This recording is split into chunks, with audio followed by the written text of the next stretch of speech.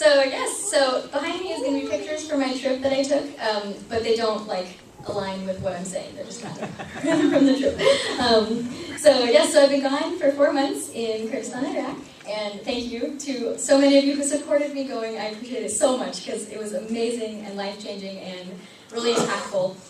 But I only have 15 minutes, so you're getting the quick Spark Notes version. And if you want to hear more about it later, you can totally ask me because I can talk about it for hours. So. While I was there, I did mainly 3 things. I supported long-termers who were living there. They've lived in the Middle East for years. And they work with a nonprofit organization called Operation Mercy, who works with refugees in refugee camps. And then the second thing I did was I worship-led in the House of Prayer over there for about 8 hours a week. And the third thing I did was I got to go and participate in a women's fitness class for refugee women. And that was in a camp, and through that I got to go into the camp and get to know different families and things like that. So, so for the long-term support, I lived with a family that had 2 beautiful little girls, Nora and Carolyn, and they are 5 and 2 as of the last week that I was there. They had their birthday, and then their parents, Kevin and Rachel, work for the nonprofit. So before I got there, Rachel got her degree in lactation, and so she became a certified lactationist, which is teaching women about breastfeeding and the importance of it, which is really important for especially refugees, but for everybody in general too. For immune system and just being able to eat when you don't have a lot of food. Money. Anyway, so she got to start immediately. As soon as I got there, she got to go into the camps. She did classes and taught workshops to women already working in the camps, and then those who were new mothers. She got doctors coordinated with the babies that needed surgeries very badly. She got to be there through the surgeries and help with things afterward, and teaching about breastfeeding and things like that. And she got to talk and connect with people at medical trainings led by the World Health Organization. And yeah, it was just really great. She got to do a lot of things. Kevin is in charge of Operation Mercy's distribution in the camps, and so he coordinates with all of the camp leaders. He was able to meet with them and be able to find out specific needs that people had in the camp. Was able to distribute food and medical and heaters because it gets so cold. I know you wouldn't expect Iraq to get cold, but it gets cold. And then also Rachel got pregnant while I was there, and so I was able to help out when she was super sick, and that was really nice to be able to do. And I got to bond with the kids. I've been a nanny for 10 years, but I've never done it in the capacity of 12-hour days living with the family. So that was a lot, and I learned so much from it, and it was really wonderful and sweet with the little ones. But yes, you can ask me about that later. So the second thing, worship leading. It was really cool. So there's a room there that we designate as the prayer room, and we try to keep it going as often as possible. They're all over the world. There's some that go 24 hours a day. We don't have enough people for that yet, but over there. So 8 hours a day, 8 hours a week, I got to lead worship and participate in worship, more than that. And it was just really powerful because we got to pray for things that we were in the midst of, in a way. So we lived in a refugee community. Everybody in our little city was basically from Mosul. And Mosul is about the same distance of Church to Pasadena, maybe a little farther, but about an hour. And so everybody came from Mosul, and they still have family in Mosul. And Mosul is pretty much ISIS's main hub right now in Iraq, and they have 1.5 million civilians in there who have been trapped for 2 years just waiting. ISIS moved in, and they cut all the communication abilities, no internet, no phone. If you get caught with a phone, immediately beheaded. Women have to wear complete black covering, with the mesh, the black gloves, no color at all. You can't really leave your house, or all of your stuff could get stolen, which happened to multiple people that I know. So while I was there, the offensive on Mosul started, where Iraqi troops, Peshmerga, which is the Kurdish troops, some Turkish, and then U.S. Army, all went and they started pushing back to get ISIS out. And it was just a very tense time because literally everybody I know there has family in Mosul. So being in the prayer house wasn't just a nice little we're praying and we're singing and things. It was intense because suddenly you're praying for people where you see their face and you know them, and you can imagine. You've seen pictures of the people and the little kids that are trapped there, you know. So, yeah, so it was really very impactful. And then we were also able to pray for, you know, ISIS in terms of, like, Paul had to turn around. He was killing people, like, do it again, Lord, you know, and also praying for Mosul in the way that, like, Mosul is historically Nineveh, and Nineveh is known as being such a dark place, you know, and it was, like, so bad, but God worked there before, and He turned it around before, so just praying for things like that was really powerful. And, yes, and so the final thing I got to do was go into the camps every Saturday. The Muslim week goes, work week is Sunday through Thursday, and then Friday and Saturday are your weekends. So I was like always like confused a little bit. It took me a while to get into the flow of it. So on Saturdays, which is like our Sunday, I'd go participate in a class, and I got to know the women in the class. It was just Yazidi women who 2 years ago, like, they're very persecuted people, and 2 years ago they like were just massacred very badly. So the remnants of them live in this camp. And so I got to know them, and then halfway through my trip, they started up a program for women who had been previous sex slaves of ISIS. And so it was a very intense class for, like, trauma and things like that. And it was in Arabic and Kurdish, so I wasn't able to participate. So I had 2 hours every week where I, like, didn't have anything to do, but I was out there because it's like 45 minutes away from where we live. So I decided, I was like, okay, I'm trying to push myself this trip to, like, do brave things and, like, go out and explore and get to know people. So I was like, I'm gonna go into the camp by myself. and I asked them, and they were like, okay. And so I talked to my friends from the class, and they were like, sure, yeah, come, you know. And they don't speak much English. There's one girl that spoke a little bit. And so, yeah, every week I just started going into the camps with them, and I got to go into homes and meet different people.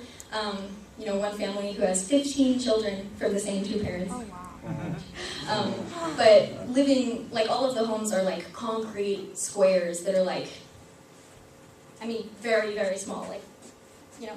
And they just have these mats that go on the floor, and you sit on them, and you try to talk and do charades, because you don't speak Kurdish, and they don't speak English. It's, like, very fun, but a little awkward at first, for sure. But after a while, like, this one family I visited every week, and they would wait for me outside their house and be like, Holli, come, Daddy, you know, and, like, I'd go inside, and then they would dress me up. Like, there's a picture somewhere in there of me wearing traditional clothing.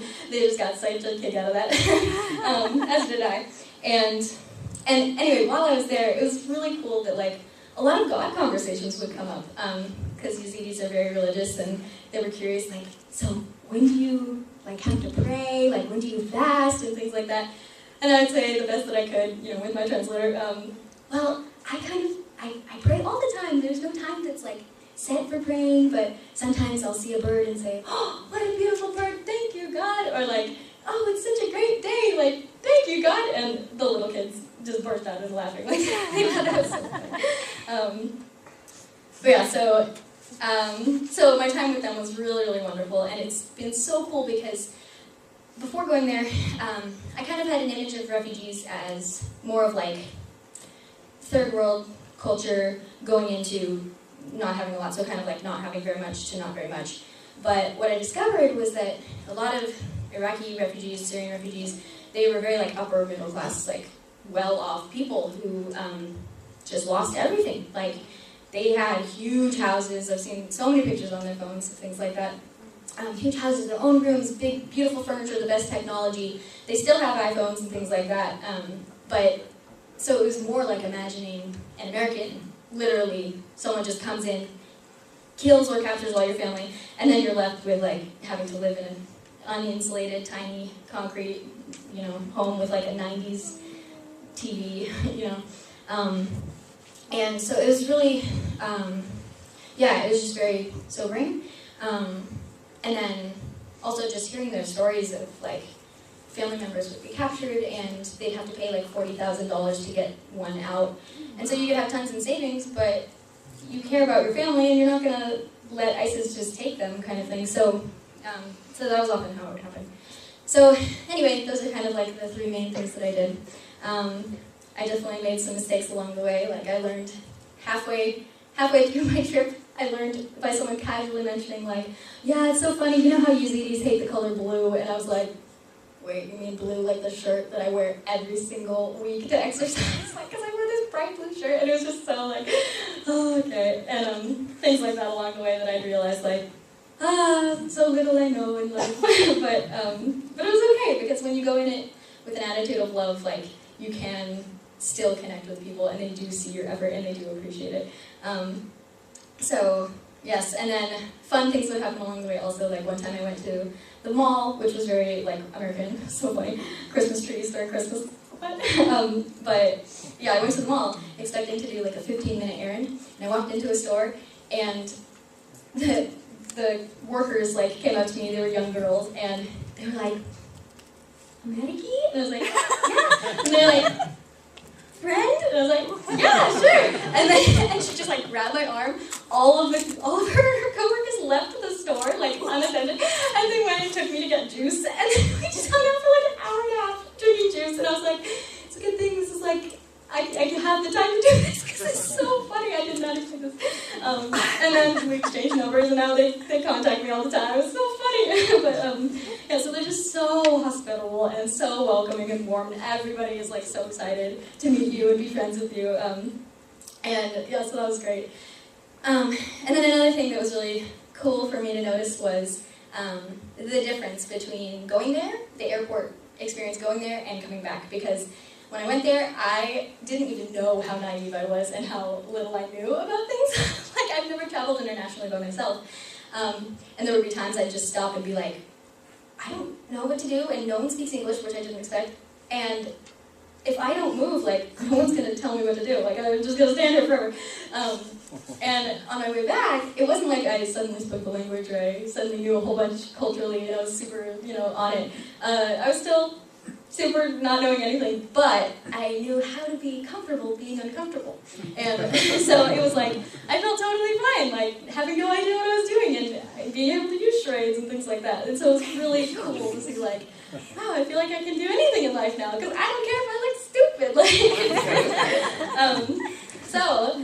so for the future now, the next thing coming up, possibly, is I got invited to go to Jordan for 2 months to do language school. So I would get to do Arabic and get to a conversational level where I could like tell my story and have a conversation kind of thing. And I really want to be able to continue working with refugees, so I think that might be a really good next step. But it's still in process, so I'll keep you updated. But yeah, so things like this was such a cool experience and such an amazing experience, and I really I'm positive it would not have been that way without having church family supporting me. Like, I cannot tell you how many times over there, it was like I had this feeling of like, I just honestly feel like people are praying for me. Like, this is weird because I can feel it. Like, I feel supported. I feel like these times when normally I'd be so exhausted and worn out, like, I can keep going. And it was just really cool. And I so appreciate that. And like people emailing and contacting. And so the church body is so important for support. Like, it is so important. And it doesn't matter if you're overseas or if you're here, wherever you are, like, supporting each other in that way is so powerful. And so I know that we have ministries here that we need people to step into and things like that. And so, like, it's felt. When you step in, it is so felt. I can attest to that. So anyway, thank you everybody for your support. I really appreciate you. You're the best. And yeah, that's it.